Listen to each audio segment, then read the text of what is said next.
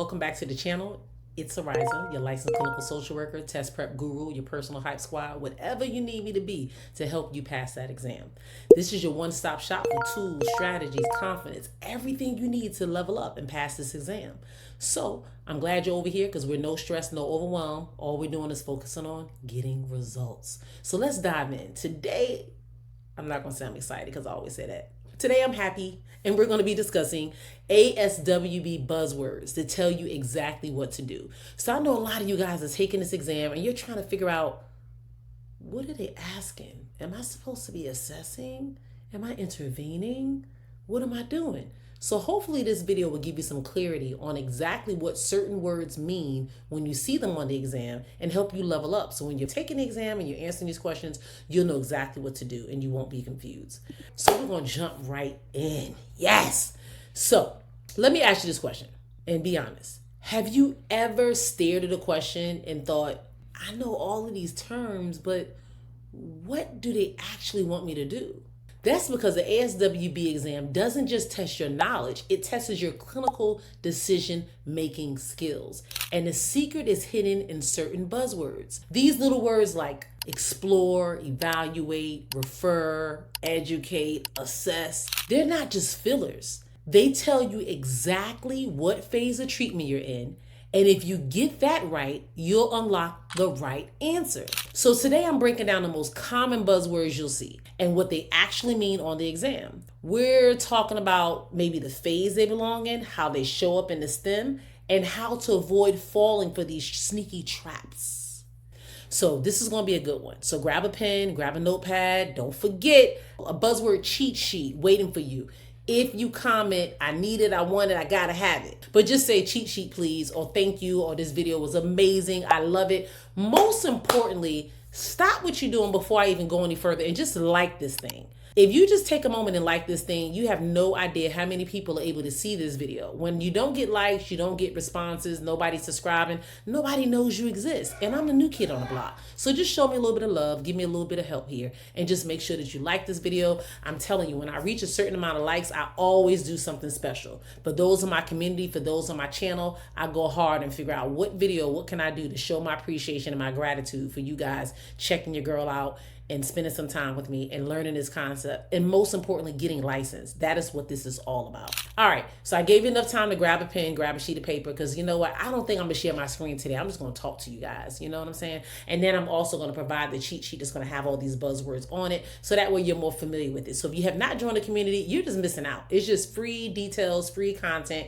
free knowledge, free information, you know, that you can use to invest in yourself. And if you really want to level up and truly invest in you to make sure you get this W, this big old win on exam day, you'd want to take it a step further and join my coaching courses. That is a flat fee. And the fee, I'm not even going to say the amount because I 1,000% positive the fee will not be the same next month. Those who join in the month of May for Mental Health Awareness Month, I am honoring that and they're grandfathered in until they pass the exam at that low cost fee. I'll be honest, it could possibly double where it is right now moving forward. We got a nice little group people that's in the coaching community. People are getting their wins and taking it a step further and even joining the course. So there's just a lot that I'm offering over here. So I just want you to tap in, join the community. We can talk one-on-one and see what you need to level up. Maybe it's not a course. Maybe it's not a community. Maybe it's something else. I don't know, but I can help you figure it out. So just make sure you tap in, join the community, and at the bare minimum, meet with me so we can talk one-on-one and see what you need to do to strategize and win this game. All right. So let's start out here. One of the biggest, and I would say most misunderstood categories would be the assessment buzzwords. Those are the words that say, like, let me give you an example. If a question says first, chances are it's asking you to maybe assess, but they're not going to say assess every time. Instead, you'll see words like explore. Explore basically means look deeper into the topic without making assumptions or providing some type of advice. So you see explore all the time in questions. Another one is clarify. With clarify, they're just basically asking you for more information to ensure a mutual understanding between you and the said client. Are you studying for the LCSW or LMSW exam? Don't waste time on the wrong prep. Try my test prep program for free with a full module that gives you the real strategies, the real practice, and real results. Plus, you get access to my exclusive test prep community where you'll find support, study material, and accountability. No risk, no stress, just results. Click the link in the bio so you can get ready to win with a winning team. Another term might be evaluate. When you see the word evaluate, they want you to analyze something. Basically understand the severity, the impact, or the meaning of a situation. Another one might be determine. Determine basically wants you to decide or establish facts based on the input that you received from that client. Another one is gather. Gather basically means collect information relevant to the client's presenting problem. Identify, very good one. Identify basically means you want to pinpoint problems, strengths, or support systems. And another one is just ask, just straight up ask. That is initiating questioning to get more context. So as you can see, these are clue words. They tell you that the question is early in the process. Maybe it's the first session, maybe there's missing information, or maybe the client is presenting with a problem but hasn't given the full context. So an example here would be a client reports difficulty sleeping and feeling sad. What should the social worker do first? The wrong answers might include refer to a psychiatrist, begin CBT. Why? Absolutely, those are interventions. But the correct answer would be explore how the symptoms are affecting like their daily functioning. Because you remember, you can't jump into fixing something if you haven't fully, what? Absolutely, if you haven't fully assessed it yet. So keep that in mind, guys. You don't jump in and diagnose, you jump in and intervene until you really know what you're working with first. You know what I mean? So just think about it. Let's just see. If you decide you're gonna bake a cake, you have certain ingredients you have to put in the pan or the bowl, the mixing bowl, before you can actually just put it inside of the oven. You won't just go get the flour, go get the milk, go get the butter and throw it in there and just throw it in the oven and let it cook. You got to mix the ingredients up. So therefore you got to do some steps first. And that's kind of how you want to think about this process. I don't know if you're a foodie like me, you might want to think about it like baking a cake. And I'm just saying, if you're baking a cake, you know you got to get all the ingredients first. So that's like you going to the store, reading the packet, trying to figure out what you need. That means you are in the assessment realm. But when you get home and you start putting all those ingredients and everything together, you kind of intervening in the moment, you know? So think about it like that. Whatever's going to help bring some context to help you understand this. So when you're taking the test and you're sitting down, you're asking yourself, am I buying the ingredients or am I baking the cake? You know? So just do what you need to do to understand this, but always find a way to simplify it because it's going to help you when you get to this exam and you're kind of stuck between certain questions. And these buzzwords are definitely going to zzz in your ear because we're talking about them now. All right, let's jump into some other words. So buzzwords that mean intervene. This is a big one. We talked about the buzzwords that means assess. I'll share them on the screen real quick. You should be able to see them. We got explore, clarify, evaluate, determine, gather, identify, and ask. So those are the words you're typically going to see when you're thinking about an assessment. But now we're going to talk about intervening. So when we talk about intervention buzzwords, there's where things can get a little tricky for people. They kind of get tripped up because the exam will present multiple nice sounding answers and only one of them is clinically appropriate based on the phase. So here's some buzzwords that signal intervention. Encourage. Encourage is to basically prompt the client to consider or to try a specific action. You're encouraging them. Teach. Teaching is providing a new skill, tools. A very common term you're going to see when it says teach is psychoeducation. That is a form of teaching the client. However, teaching is a what? Intervention. Absolutely.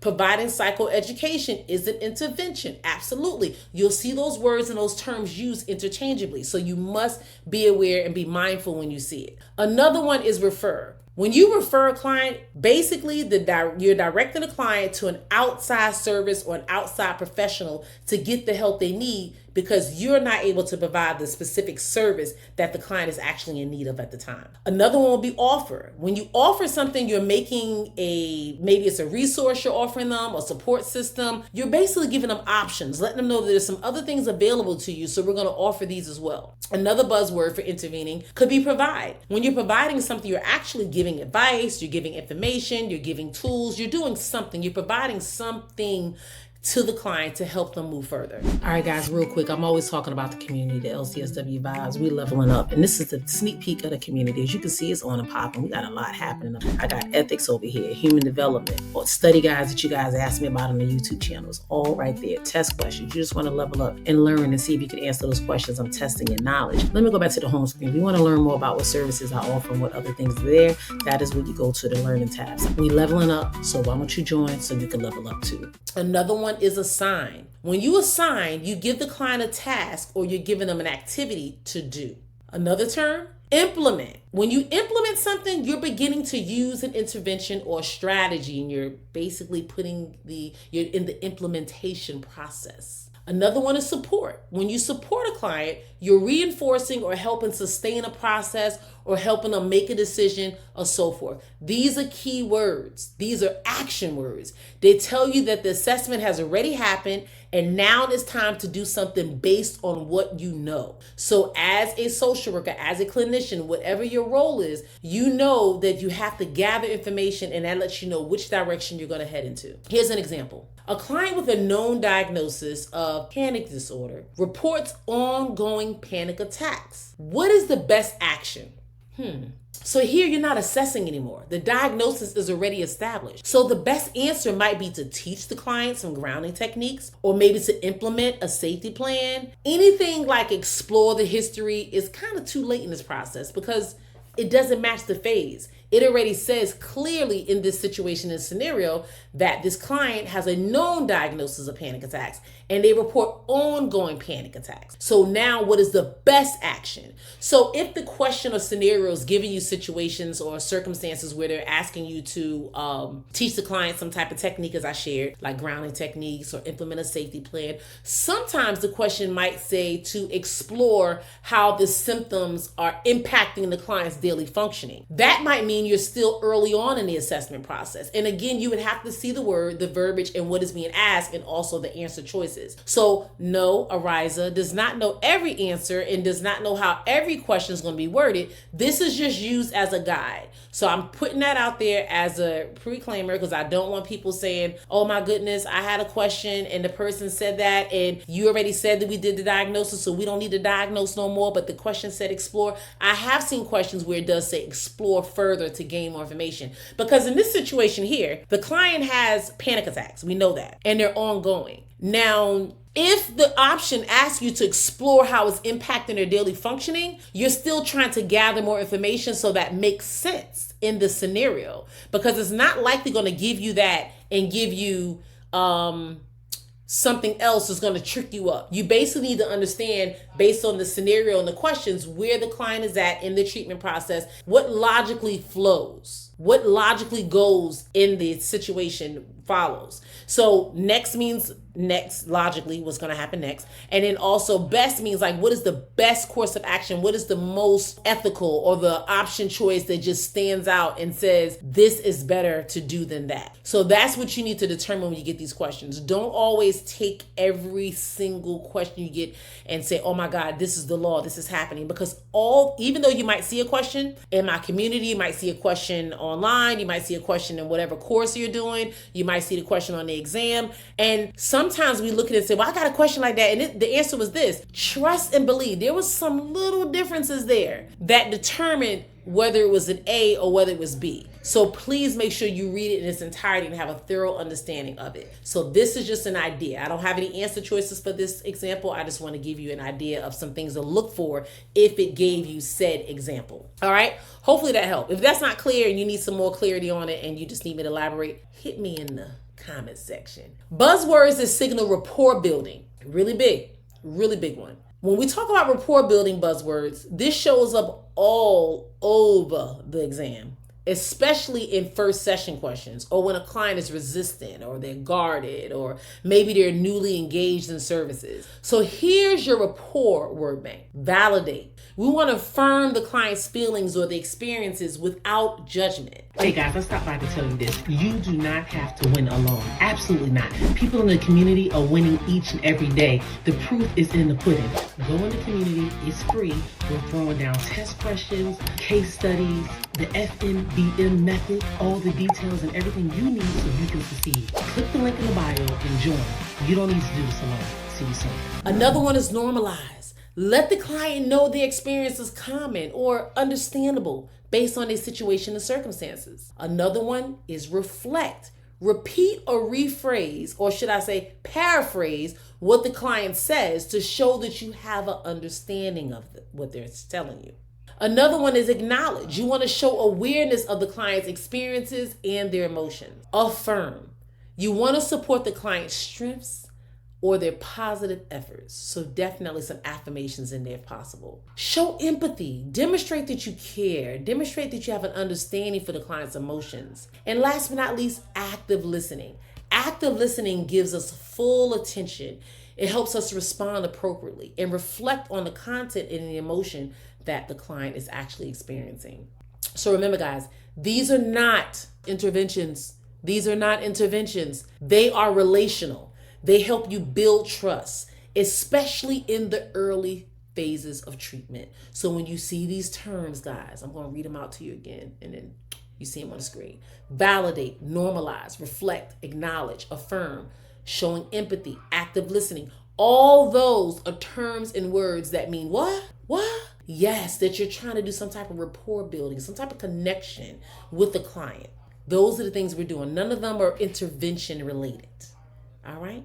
I know somebody gonna argue with me and say active listening is a form of intervention and blah, blah, blah. And that's fine. If you want to go that deep and say it, that's fine. Go ahead and keep your active listening as intervention. We're just using this for these sake. So the rest of you guys that want to use some buzzwords and stuff, when you see that, is normally you're kind of engaging, giving the client your full attention and responding when appropriately and just kind of connecting with them where they are emotionally. All right. Gotcha. I know you got me. All right. Here goes another tip. So in this situation, let's see. We have a client. They're quiet, they're withdrawn, and it's the first session. What should the social worker do first? Now, I don't have answer choices for you guys, but a wrong answer would be jumping to educate or jumping to treatment goals. That's way too soon. We're in the beginning stages. It says the first session, and what should we do first? So in the first session, we already know what we're doing. We're acknowledging, we're assessing, we're doing all that good stuff. So a correct answer would be like to acknowledge that it's difficult for the client to open up. So we're not going to jump in and say, you know what, I got to do this assessment. You looking like you were a little upset and you quiet and stuff, but I got to get this done. No, you're going to back it up and you're going to recognize that the client is quiet. The client seems a little withdrawn, and it's the first session. So what I'm going to do is say, hi, John, thank you so much for coming in the session today. I know this seems like this might be kind of tough for you coming in. And I noticed from the paperwork, this is your first time seeking therapy. How are you feeling about the process, or how are you feeling today? And they might be like, I don't know, I'm kind of nervous, I have a lot of anxiety. It's okay, that's understandable. I'm acknowledging that this is a normal feeling that people have. I'm acknowledging that they're in a place where they're uncomfortable and this is new for them. That is what you're doing. And then I'll jump in and say, well, it's okay. I'm just going to ask you a few questions here and there. If anything makes you feel uncomfortable, uneasy, or you just feel like this is not something that you want to do at the time, just say, hold it. I'm not ready for that. I'll respect it, and we'll just figure out another way to move forward. Does that sound all right? Plain and simple.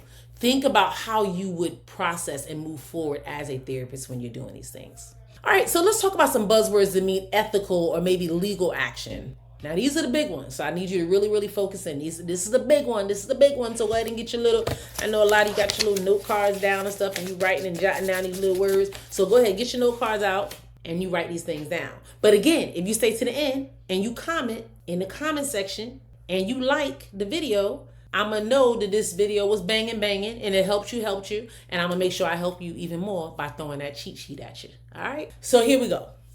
These words are non-negotiables. If safety or legality is in question, these words override everything.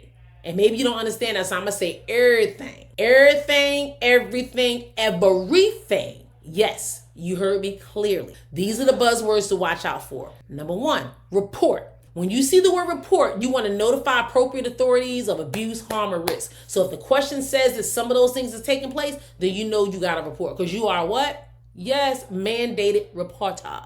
Correct. Inform. So when you see the word inform, you're thinking about disclosing information as is required by law or policy. So you want to make sure that you're doing that. The next one is disclose.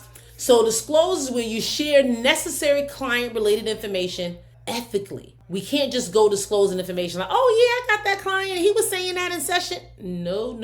It doesn't work that way. So when you disclose information, make sure that it is necessary, client-related information, and that is ethical, that you're disclosing it to the appropriate people and you have the appropriate documentation to be able to do so. All right. Another one is document. We want to record relevant client details, concerns, actions, all of that stuff. Prime example. I had one of my supervisees called me this morning, had a situation with one of their clients where the client was saying that they wanted to jump in front of a train. I'm like, hold it. Wait, no, I'm joking. But I did tell them to hold up. We got to, at that point, I know that most test structures and things, it always says consult supervisor, but there's certain things when you don't consult a supervisor, you pass go, collect your $200 and do what you need to do. If a client is actively, in this case, the client was actively suicidal, they had a plan, they were distressed, they were crying, they were emotional. If you're working with the client, then we need to contact emergency services, 911, whomever we need to make sure that that client gets the care they need to be seen and treated.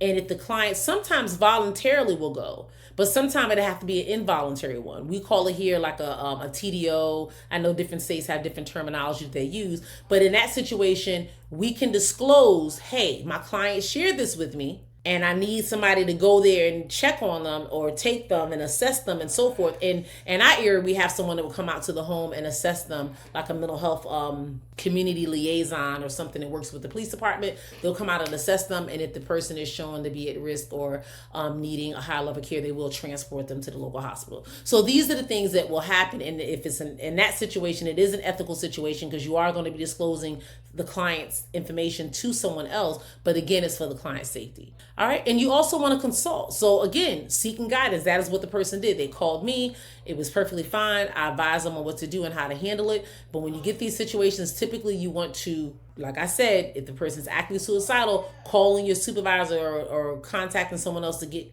advice or support on something could end a little bit differently, where the person has already decided to take their life or do something else. So we need to intervene immediately. Those are situations where we do it. Then you can notify your supervisor. Hey, my client was actively suicidal. I called 911. Is there anything else I need to do or anything else you suggest? And then they can give you the proper steps on how to handle and what to do moving forward.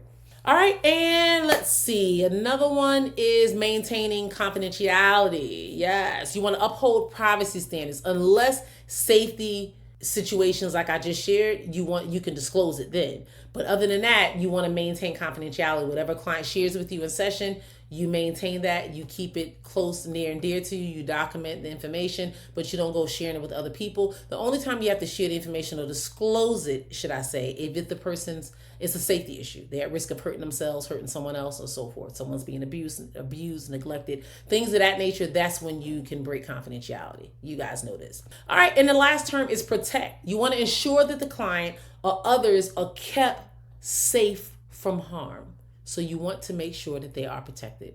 Here's an example for you. A child discloses possible abuse by a parent during a session with you. What should the social worker do first? We just talked about this. You might be tempted to explore, like, hey, what do you mean by abuse? How are they hitting you? Are they touching you inappropriate? Like, what is actually taking place? We ain't doing that. Nope. That's a trap. You want to report to CPS. Always follow mandated reporting laws, because the test wants to make sure that you understand when a situation is serious and you need to go ahead and intervene and do what you need to do immediately. So if a test presents with a question that a child tells you that they're possibly being abused by a parent, it's not your job to investigate, to ask further questions, to do all that extra stuff. You would definitely want to report it, especially if you know the child is, able to tell the truth. You've been working with them, certain things. Sometimes I know it can be difficult and you might say, oh, this child lies a lot, or, what if they don't know what abuse is? I get it. But the purpose of the test and how it's going to be given to you, you need to report to CPS. You always follow mandated reporting laws. That's it. Don't argue with me. I already tell people all the time, if you don't like how the question's written or you don't like the test, fine. Take the test, get your LMSW or your LCSW, and then help them rewrite it. Go to the ASWB and ask for a job or work with them or do whatever you need to do. But right now, we need to buy into what they're telling telling us and what they're asking us and what they're advising us to know and how to answer these questions, and just do it so we can go ahead and get licensed. Then we can rewrite the world if we want. All right, but that's what I'm going to share with you guys. So again, guys, these questions are not meant to see if you know where the legal line is. It's meant to also let you know that you are willing to act. So you know the legal line, but what do? We act. We need to know when to act, when to intervene, and when to move forward. That is exactly what these questions are trying to make sure we understand and what we know. All right. So let's be real. This exam isn't about who memorized the most. It's about who can read between the lines, who can follow the clinical process, and who can respond in a way that's ethical, sound, and based in practice. That is what this test is trying to see. I hope these buzzwords helped you. So, well, like I shared with you, you made it to the end of this video. You made it through all my little corny jokes. You endured. So I got something for you. Make sure you join the community. If you want that real coaching, strategy, real life questions, all that kind of stuff, I'm trying to help you get licensed. The proof is in the pudding. You can come in there, go to my website. You can see all the beautiful testimonials. People just passing and passing and passing. I try to notify everyone in my community when they pass, but some people don't join the community and they still notify me they passed. They're just not a part of it, so it's kind of hard to give them the props in that setting. So please, guys, do something by investing in yourself in some kind of way.